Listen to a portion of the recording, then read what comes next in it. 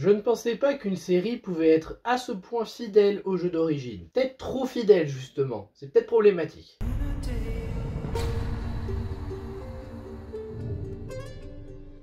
The Last of Us saison 1, je vais pas vous présenter le jeu d'origine, je pense que vous le connaissez déjà tous. Sorti en 2013 sur PlayStation 3, exclusivité, jeu qui a cartonné, qui a tellement plu que beaucoup le considèrent comme un des meilleurs jeux de l'année. Ressorti en 2014 en remasterisé sur PS4, en 60 FPS. Oui, pour info, je l'ai fait sur la chaîne, Let's Play classique et live. Et le remake de 2023, qui valait pas ses 80 balles en neuf. J'espère que vous l'avez eu d'occasion et pas cher. Vive le physique. Faire une série sur The Last of Us n'était peut-être pas la meilleure idée, dans le sens où, c'est déjà un film en lui-même. C'est pas pour critiquer, mais j'ai toujours trouvé que les jeux vidéo s'inspiraient du cinéma, notamment pour Naughty Dog, et là ça se sent encore plus. The Last of Us, ça fait déjà un peu office de film quand tu vois les cinématiques, la mise en scène. C'est parfait? Non, c'est pas ce que j'ai dit. Mais tu sens qu'il y a un côté cinéma très influent dedans. Donc faire une série dessus, c'était peut-être pas la meilleure idée. Cependant, faut dire les choses. Est-ce que parce que c'est une mauvaise idée, ça veut dire que la série est mauvaise? Alors la saison 2, je ne sais pas, parce que moi je ne regarderai pas les épisodes avant qu'ils soient tous sortis. Mais la saison 1, c'est bien. C'est bien, mais j'ai quand même des reproches à faire, hein. C'est pas parfait, loin de là. Le premier truc que je vais reprocher, le scénario est prévisible. Enfin, prévisible, mais surtout pour ceux qui ont joué au jeu en fait. Si vous n'avez pas joué au jeu et que vous découvrez la série, il y a des chances que vous trouviez la série excellente. Mais si vous avez joué au jeu comme moi,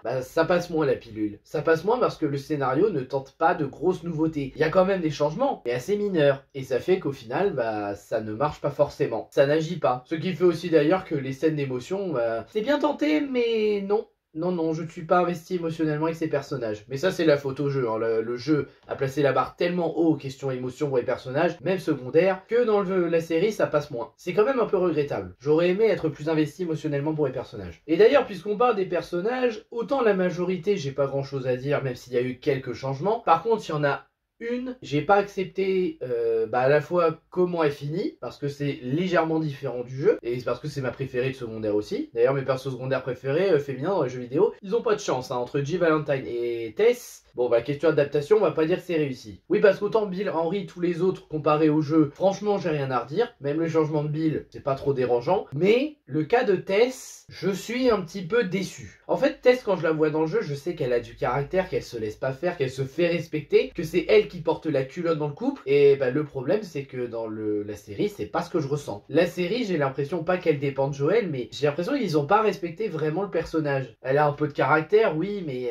elle est pas très forte, alors que d'ordinaire, elle se fait quand même respecter. Elle est censée avoir son réseau d'informations et tout, bon, elle l'a, mais on y croit moyen. C'est pas contre l'actrice qui joue Tess qui essaye de l'incarner comme il se doit, mais vraiment Tess, je trouve que c'est le personnage secondaire le moins bien adapté ici. Même ce moment important avec elle, un peu différent du jeu, c'est bizarre. Sinon, en dehors de ça, j'ai pas grand chose à dire, dans l'ensemble, la série s'en sort bien. Question jeu d'acteur, je suis désolé. Pedro Pascal, alors Joel Miller, il est très bien. Et même, comment elle s'appelle déjà, Bella Ramsey, qui joue Ellie, je sais qu'elle a été très critiquée pour son physique, comme quoi elle est pas assez belle pour jouer Ellie, qu'elle aurait pas dû. Moi j'ai envie de dire à tous ces gens, déjà calmez-vous parce qu'elle a 14 ans, Ellie à la base, l'actrice je sais pas, mais Ellie dans le jeu elle a 14 ans dans le premier, et même sans ça, elle incarne bien le personnage. Oui, elle est peut-être pas assez belle physiquement pour vous, mais pour moi c'est pas un critère, et surtout, je suis désolé, je ressens Ellie à travers elle. Je ressens son caractère de gamine insolente avec ses gros mots, qui fait souvent la maline, mais qui a quelques moments un peu tragiques quand c'est nécessaire, et même qui est curieuse de nature, qui veut un peu tout savoir. Je ressens la Ellie du jeu à travers elle. D'ailleurs, c'est ironique que vous lui reprochiez d'être moche, alors qu'après, il y en a qui ont sorti des mods pour pouvoir avoir sa tête dans The Last of Us à la place d'Ellie qu'on a. Non mais comme quoi, hein,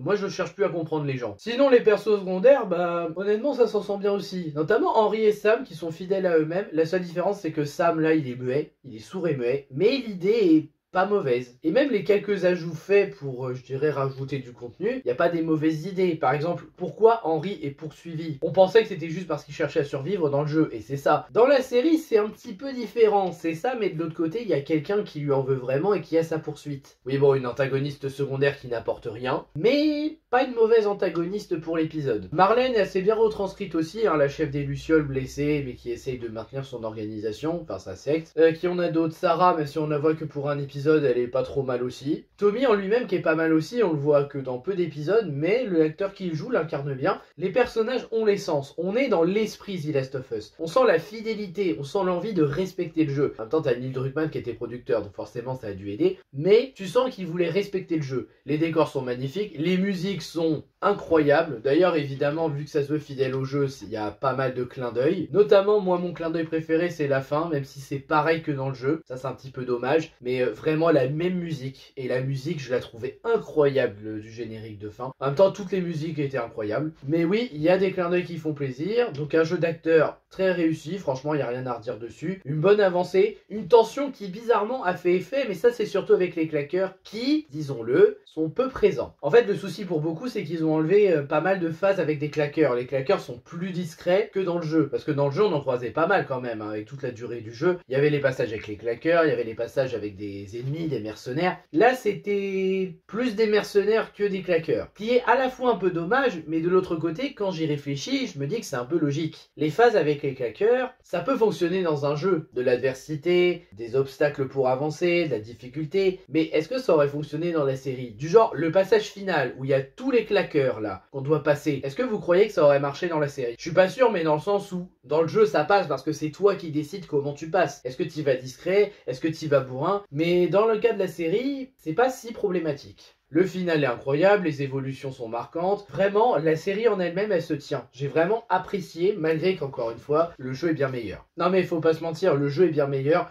Juste que c'est une bonne série et c'est une bonne adaptation. Vraiment, j'ai rien à redire. Et donc, je suis très curieux pour la 2. La 2 qui va être divisée en plusieurs parties, apparemment. Bah, je suis très curieux de voir ça. Même si je sens que ça va être saison 2 Ellie, saison 3 Abby. On verra. Mais je suis très curieux. Et franchement, si c'est de la même qualité qu'ici, je pense que je vais passer un aussi bon moment. Donc oui, The Last of Us saison 1, pour ma part, je valide. C'était bien. Mais je comprends ceux qui n'ont pas aimé, notamment si vous avez joué au jeu avant. Ce qui est mon cas, mais moi, je suis quelqu'un d'ouvert. Et ça m'a pas dérangé. Mais je peux comprendre pourquoi ça peut décevoir certains, pourquoi elle n'a pas de réel intérêt d'exister cette série, juste que je ne peux pas nier que c'est quand même une série bien faite. Voilà, c'était mon avis sur la saison 1 de The Last of Us. J'espère que vous avez apprécié, n'hésitez pas à liker, partager, vous abonner, à me donner votre avis sur la série si vous l'avez vue. Et je vous dis à bientôt pour de prochaines vidéos. Ciao!